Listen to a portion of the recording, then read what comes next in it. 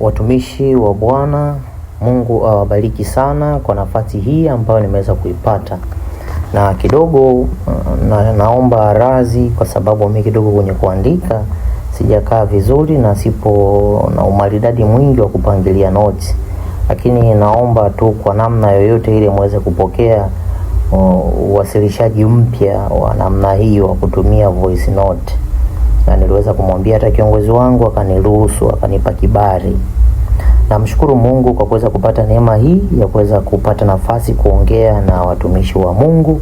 Na siku hii ya leo najua imekuwa siku ya baraka kabisa kwa sisi ambao tumepata neema ya kuweza kusikiliza na tuna uwezo wa kuendelea kusikiliza hiki kitu ambacho Mungu anakwenda kuzungumza na sisi siku hii ya leo.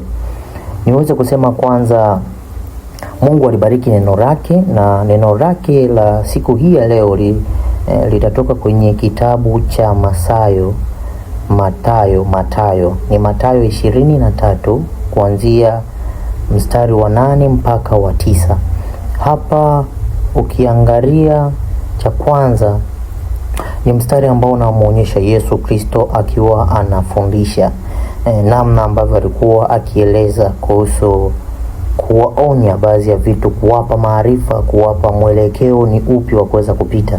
Hapa unaona kabisa anajaribu kuwaambia watu kwamba msimuite mtu rabi kwa sababu mna mwalimu mmoja ambaye ni Mungu mwenyewe. Lakini pia anajaribu kusema kwamba tusiseme baba, kwa maana baba yetu yupo mbinguni. Lakini pia anajaribu kusema kwamba tusimuite mtu kiongozi, kwa sababu kiongozi ni Yesu Kristo mwenyewe. Sasa kiuhalisia kabisa naweza nikasema kwanza ili somo la kupitia hiki kitabu au huu mstari ambao tumesoma unajaribu kuzungumza kuhusu mtazamo wako kuhusu Mungu. Najua kuna mitazamo mingi sana ambayo tunakuwa nayo kama sisi wanadamu ambao tunamwamini Yesu Kristo na tunamtumainia kwamba yeye ndio kila kitu kwenye maisha yetu. Sasa kama unavyoweza kufahamu, mtazamo ni kitu fulani ambacho kinakuwa ni katika hali ya kufikiri kwamba hiki kitu fulani kimekaa katika namna fulani. Kuna mtazamo dhania, kuna mtazamo harisi. Sasa Yesu Kristo mpaka anaongea, anaamua kuwapa mtazamo fulani. Alikuwa na maana moja ambayo mimi nimeelewa kwa namna ambayo Mungu amenifundisha mimi mwenye binafsi. Alipokuwa anaongea hivi, hakuwa na maana kwamba kwenye maisha ya saizi watu wasiite baba. Yaani kwa mfano leo hii tuna mchungaji tusimuite baba. Leo hii tuna mtu ni kiongozi tusimuite mwalimu, au tuna mtu ni kiongozi tusimpe nafasi ya kwamba yeye ndo amechukua nafasi ya kwenye kile kitu ambacho anatumika, labda kama ni praise leader, labda ni mwenyekiti au ni katibu. Bali Yesu Kristo alikuwa anatoa mwangaza wa kwamba zile fikra ambazo tunazo kuhusu Mungu zinatakiwa zibadiliki, kwa sababu kuna namna watu wameshindwa kumuelewa Mungu na wameshindwa kufikia hatua ya kuweza kuact namna fulani ambayo ile acting au kile kitendo kitaonyesha kabisa kwamba huyu ni Mungu anayesifiwa. Mungu kusifiwa ni kitu ambacho anakipenda. Mungu kupewa nafasi kwenye jambo linalomhusu mwanadamu ni kitu ambacho anapenda, kwa sababu kuna sehemu ukisoma Biblia anasema mkabizini kazi zenu, mkabizini yale ambayo yanagusa mioyo yenu, lakini pia mawazo yake yatathibitika. Kuna mstari unazungumza namna hiyo, unaeleza kwamba Mungu ukimkabidhi vitu vyako, mawazo yake yeye Mungu atayathibitisha kwenye kazi yako, kwenye kitu chako. Sasa mpaka Yesu Kristo inafikia tu anazungumza hivi, maana yake anatengeneza akili ya mwanadamu kuweza kumuelewa Mungu. Mungu ana sifa ipi? Mungu ana kitu gani ambacho anacho kwa ajili yetu sisi wanadamu? kwa sababu mwisho wa siku tunakutana na wanadamu sisi ni wanadamu ambao kuna vitu fulani tumeshaona Mungu hawezi kuvifanya. Japokuwa tumekuwa ni watu wa kuomba, tumekuwa ni watu wa kuendelea kukesha tukiamini, lakini bado imani zetu sio thabiti mbele zake. Sasa Mungu au Yesu Kristo anaamua kuleta mazingira ya kutoa zile option zote, kwamba msimuite mtu rabi kwa sababu mna mwalimu ambaye ni Yesu mwenyewe, ambaye ni Mungu mwenyewe. Msimuite mtu baba kwa sababu mna baba aliye juu mbinguni ambaye ni Mungu mwenyewe. Kwa anatoa ile mentality kwa wanadamu kuto kutumaini wanadamu wenzao, bali anaweka kile kitu ambacho kitamfanya mwanadamu aamini kwamba okay, mwanadamu hawezi kunisaidia, sina option nyingine zaidi ya Mungu. Kwa Yesu Kristo anaweka mbegu ambayo inaanza kuchipua kwa watu kuanza kuamini kwamba ambaye anaweza kanisaidia, ambaye anaweza kaniinua ni Mungu mwenyewe, ni Yesu Kristo mwenyewe. Kwamba shida nikikutana nayo, wa kwanza kuweza kutafakari, wa kwanza kumtafakari ni nani? Kwa sababu kuna mtu anakutana na shida, lakini kwa sababu mtazamo wake haujakaa thabiti mbele za Mungu, ataweza kuwaza mjomba wangu anaweza kanisaidia, au shangazi yangu au mama yangu anaweza kanisaidia. Na ndo tunarudi pale kwenye moja ya kitabu kinaeleza kwamba amelaaniwa yule mtu amfanyaye mwanadamu kuwa kinga yake na moyoni mwake amemwacha Mungu. Kwa mwisho wa siku sasa mtu anajikuta anaingia kwenye maisha ambayo sio. Sasa Yesu Kristo anaweka mbegu kwamba lazima uamini kwamba hakuna mtu mwingine ambaye anaweza kashika nafasi ya ubaba kama Mungu kwanza. Hakuna mtu mwingine ambaye anaweza kashika nafasi ya ualimu kama Mungu kwanza. Hakuna mtu ambaye anaweza akafanya kitu cha ukubwa kama Mungu kwanza. Kwa anavunja ile mbegu, anavunja zile imani ambazo zilikuwepo kabla.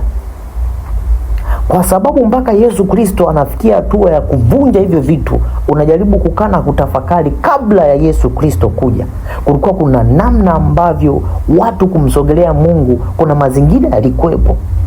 Kipindi kile watu walikuwa wanachukua kondoo wanachinja, kutokana na idadi ambao unatoa ndo na dhambi zako zinasafishwa namna hiyo. Lakini pia walikuwa wanatumia watumishi wa Mungu, walikuwa wanaingia kwenye mahekalu, mwisho wa siku wanafungwa na kamba. Wao ndo wakishamaliza kuongea na Mungu ndo wanatoka, na penye bado walikuwa kama hawakuwa vizuri, hawakutengeneza njia zao vizuri, mwisho wa siku walikuwa wanajikuta wanapoteza maisha. Kwa sasa Yesu Kristo hayo yote, kwa sababu walikuja kwa ajili ya kufanya maboresho, kwa ajili ya kuhakikisha kuna namna ya mitazamo ambayo ilikuwepo inabadilishwa. Kwa Yesu Kristo anakuja sasa ili kutoa ile mentality ya kwamba sasa sisi tunawategemea wachungaji, sisi tunawategemea walimu, sisi tunawategemea wazazi. Kwa Mungu anakuja sasa, Yesu Kristo mwenyewe anakuja anatoa ile mentality kwamba sasa hizi mna access ya kuweza kumtegemea Mungu moja kwa moja. Kwa anakuja hapa na waelekeza na anawapa mtazamo chanya kuhusu uwepo wa Mungu. Na ndio maana kwenye somo letu la leo linasema kwamba mtazamo wako kuhusu Mungu.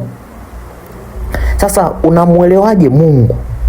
Shida, ukikutana na shida, hatua ipi ya kwanza kuichukua? Je, ni kupiga simu nyumbani au ni kumuuliza Mungu, Mungu hili jambo linaendaje? Mbona sijaelewa? Kwa sababu tayari Yesu Kristo ashatengeneza mazingira hayo na ashavunja hivyo vipande hivyo vimelea ambavyo vilikuwepo nyuma.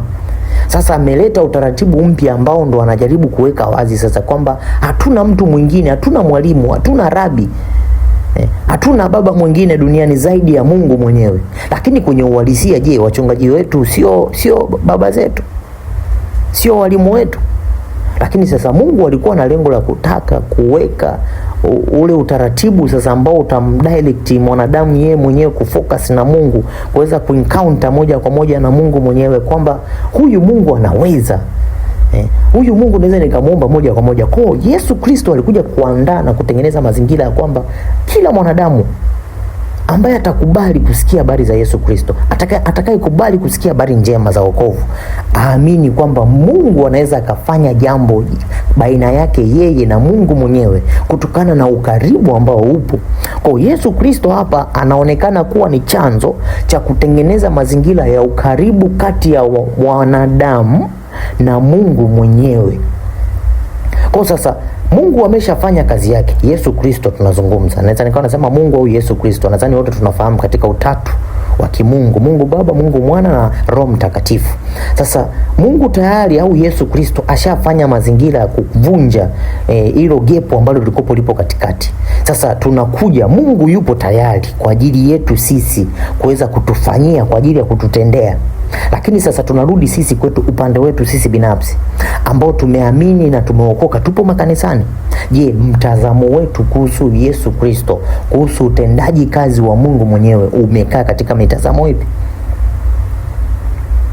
Kwa sababu kuna sehemu pia unasoma Biblia inaeleza kwamba hawa watu huwa wananitaja kwenye midomo yao, lakini mioyoni mwao wapo mbali na mimi. Biblia inasema hawa watu hunitaja, manake kuna watu pia wapo makanisani wanataja kuhusu Yesu, wanataja kuhusu Mungu, lakini bado ndani mwao, mioyo yao ipo mbali na Yesu Kristo, ipo mbali na Mungu mwenyewe.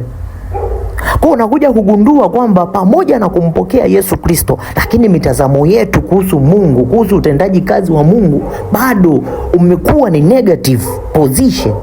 Kwa sasa tunafanyeje ili tuweze kuwa karibu na Mungu? Tunafanyeje ili tuweze kuamini kwamba Mungu yeye ndiye mwenyewe, ndiye ambaye anaweza kutusaidia, ndiye anayeweza kutugusa, ndiye anayeweza kutusaidia kutuvusha kutoka hatua moja kwenda hatua nyingine? Sasa lazima tuweze kukumbuka na lazima tuweze kutafakari na kujua kabisa kwamba Yesu Kristo mwenyewe ambaye ndo alileta sasa hizo programu mpya, hayo maelezo ambayo Yesu Kristo mwenyewe aliyatoa. Maana yake ambaye ametoa pia ana access ya kuweza kuhakikisha kile kitu namna gani kinaweza kikafanya kazi kwa mtu mmoja mmoja ambaye atasikiliza ule ushauri. Kwamba ili ujue sasa kwamba Mungu yupo, anaweza katenda kazi ndani yako, lazima uweze kumpokea kwanza huyu ambaye ametoa hiyo kitu, ambaye ametoa hiyo taarifa. Tunatakiwa tumsogelee, tumkaribie Yesu Kristo. Manake ukishamsogelea Yesu Kristo, ukamwamini kwenye maisha yako, Roho Mtakatifu akawa ndani yako, lazima sasa uanze kufundishwa, lazima sasa uanze kuelekezwa kuhusu namna gani ya wewe kuweza kumtumainia Mungu na kuweza kumwamini kuwa yeye ndo kila kitu kwenye maisha yako. Kwa sasa naweza nikazungumza katika mazingira hayo kwamba kuna umuhimu wa wewe kuweza kuelewa kwamba Yesu Kristo lazima awe ndiye chanzo cha wewe kuweza kuamini kwamba Mungu ni Baba. Kwa sasa mimi niseme tu kwamba kitu cha msingi kabisa ambacho ni cha muhimu na ni muhimu sana kuendelea kuamini kwamba Mungu, matunda yataanza kuonekana pale ambapo imani yako imekuwa ni thabiti mbele za Mungu. Manake hauna option nyingine. Kitu ambacho unakiona mbele yako ni Mungu. Kwa sababu hata Biblia na yenyewe bado kwenye moja ya amri, tena ni ya kwanza kabisa, usijifanyie vitu vitakavyofanana au kumfananisha na Mungu mwenyewe. Kwa Mungu anatoa bado illustration ya moja kwa moja kwamba lazima yeye awe wa pekee. Manake hata katika namna kuamini, katika namna kumtumaini, katika namna kuendesha mambo yako, yeye azibe nafasi ya vingine. Yani gepo linalotakiwa hapo liwepo ni kuanzia 0 mpaka 100. Yani Mungu yupo kwenye 100%. Hayo mengine ya kwako yapo kwenye 100%. Hapo Mungu lazima aanze kuzilika, lazima pia aanze kuonekana. Kuna maeneo utasoma Biblia, kwa mfano Waebrania, kuna sehemu inazungumza kwamba kupitia imani Ibrahimu aliweza kumpendeza Mungu. Namna alivyoonyesha uthabiti wa imani juu ya Mungu, alimpendeza Mungu. Kwa sasa mpaka mtu anampendeza Mungu, manake mtazamo wake kuhusu Mungu ni mtazamo ambao umenyoka, ni mtazamo ambao ni thabiti. Ibrahimu alijaribiwa, na mpaka anajaribiwa ni kwa sababu tayari alikuwa ameshampelekea Mungu mazingira ya kutokuwa na ukaribu sana kwa sababu ya kupata yule mtoto. Tunafahamu kabisa mtu ambaye amekosa mtoto kwa muda mrefu alafu akaja akampata huyo mtoto, kitakachokuja kutokea cha kwanza, yule mtoto atakuwa ni kipenzi cha familia kuanzia mama, baba mpaka ndugu. Lakini pia yule mtoto ndo kila kitu. Yaani maana yake changamoto ikitokea, mtoto akikohoa tu, kila mtu atashangaa.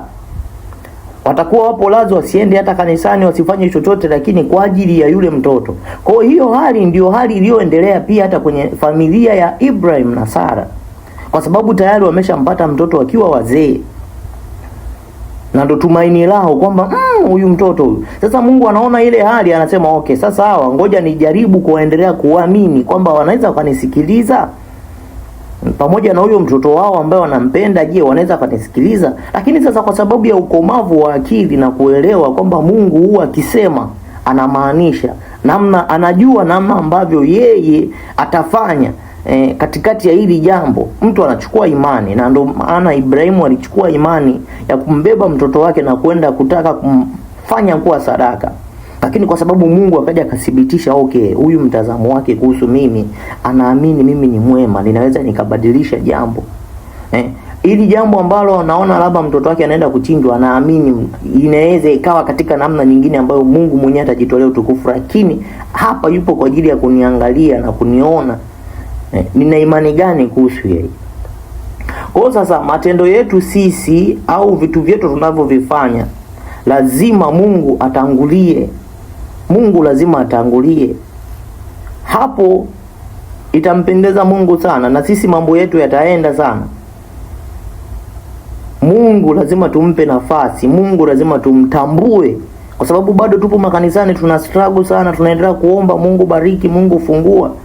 Mungu ashafungua tayari, ni wewe sasa. Mungu tayari anakutegemea kwamba sasa huyu mtu nishambariki, kwa sababu tushabarikiwa sisi.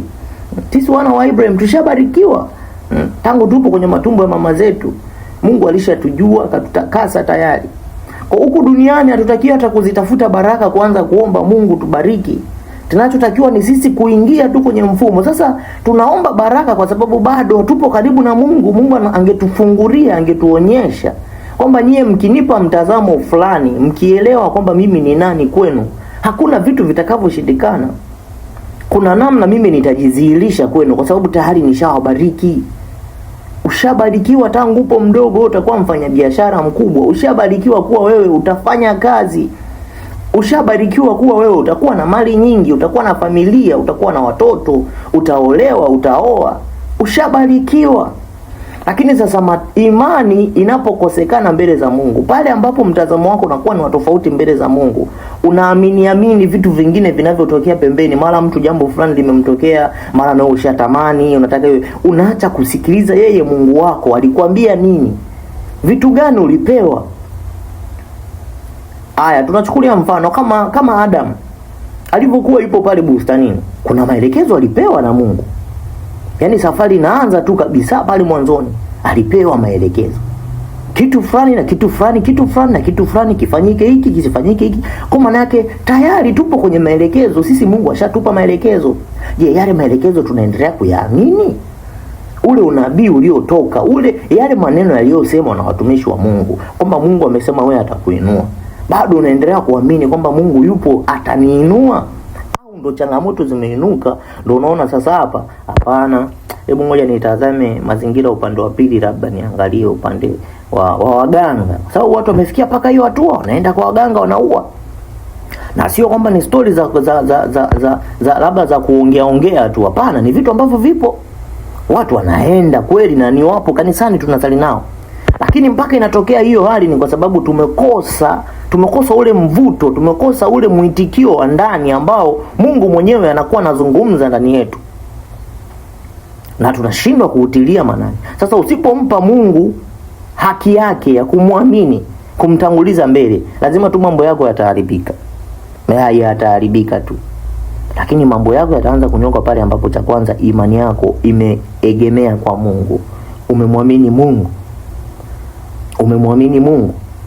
Na haina tofauti kabisa na yule mtu ambaye anasema Mungu hayupo. Kama ikitokea wewe unaishi maisha ambayo humtangulizi mbele Mungu, manake hayupo mbele zako, na Biblia inamueleza huyo mtu ambaye hamwamini huyo Mungu au kumweka kwenye hivyo viwango, Biblia inamhesabu kama ni mtu mpumbavu. Kwa manake huenda hata makanisani mwetu, hata sisi wenyewe tumekuwa wapumbavu, kwa sababu kuna vitu ambavyo Mungu ana uwezo wa kufanya, lakini hatujampa nafasi ya kuweza kufanya. Hatujampa imani, tuna haraka. Kwa mimi naweza nikasema kwamba ili mambo yetu yaanze kuenda sawa, lazima cha kwanza imani yetu. Imani ndio kila kitu. Kazi zako haziwezi zikakusaidia, haziwezi zikakupush. Imani yako mbele za Mungu, mtazamo wako kuhusu Mungu ni upi? Kwamba ni Mungu anayeweza, ni mwalimu, ni kiongozi, ni mfundishaji. Hili somo ni somo zuri sana, na naamini kupitia hizi dakika chache ambazo tumekaa na tumeongea, Mungu ni mwema na ni mwaminifu, atusaidie. Na mimi mwenyewe pia kwenye hiki kitu najifunza, kwa sababu ni Mungu mwenyewe ambaye anazungumza. Mimi nianze kusema kwamba tunaendelea kukulia wokovu, na Mungu aendelee kutusaidia, kwa sababu tupo ndani ya kanisa. Lazima tukue viwango vya imani, namna kumwamini Yesu Kristo lazima kuongezeke, namna kumtumaini yeye mwenyewe Mungu, lazima vitu namna hiyo viongezeke. Mimi niweze kusema kwamba Mungu ni mwema na atutie nguvu na atusaidie. Mungu awabariki sana. Ninashukuru sana. Kitabu chetu ambacho tumekisoma kinatoka kwenye Mathayo 23 kuanzia mstari wa 8 mpaka mstari wa 10. Mstari wa 10, yes. Hapo ndo maelezo hayo yanakuwa yanasomwa. Kwa Mungu atubariki sana, Mungu atusaidie. Mungu awabariki. Asante sana.